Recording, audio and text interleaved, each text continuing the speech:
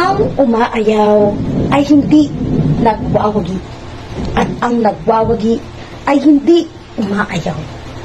Ito ang kasabihang may kalakip na katotohanan.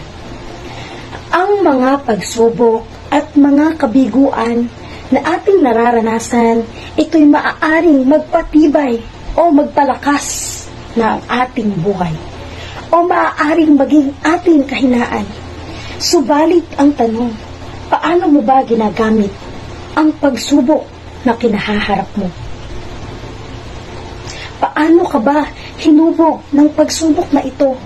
Pinatatag ka ba nito o naging mapait kang tao? May mga bagay na dumadating sa buhay mo na hindi mo kontrolado, pinanghihinaan ka ng loob at gusto mo nang sumuko.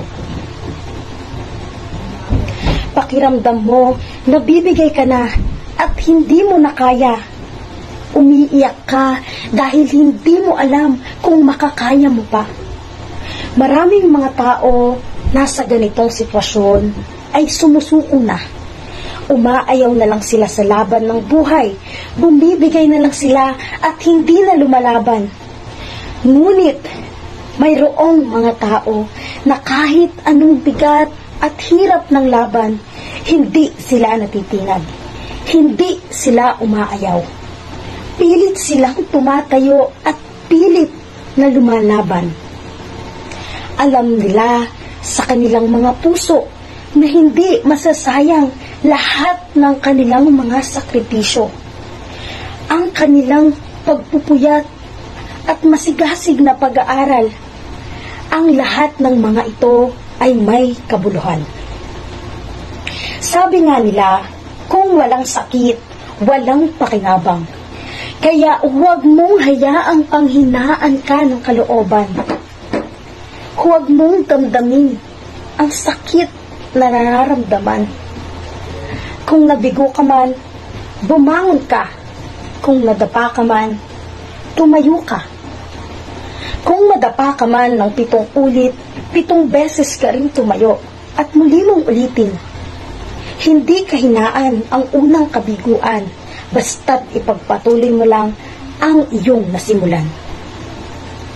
Kaya mahirap man ang laban, masikip at lubak man ang mga daan, huwag susuko. Kung sa tingin mo ba'y tila puro kadiliman ang iyong kapaligiran, huwag susuko.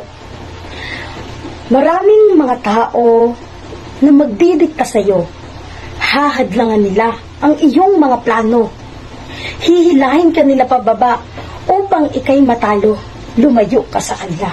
Sila'y lason sa buhay mo. Kung nasasaktan ka man sa kasulukuyan, umiiyak ka man dahil sa iyong pinagdaraanan, higpitan mo lang ang kapit mo sa kanya. Taimtim na dalangin, baunin mo sana. Huwag kang susuko. Mahaba pa ang takbuhin mo. Huwag kang hihinto. Diretso lang ang takbo. Dahil sa bandang huli, ikaw ang panalo.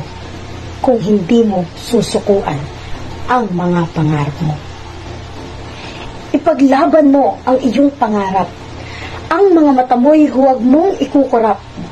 Sa takbuhin ng buhay, huwag malulumbay, sapagkat ang may kapal ang iyong kaagapay.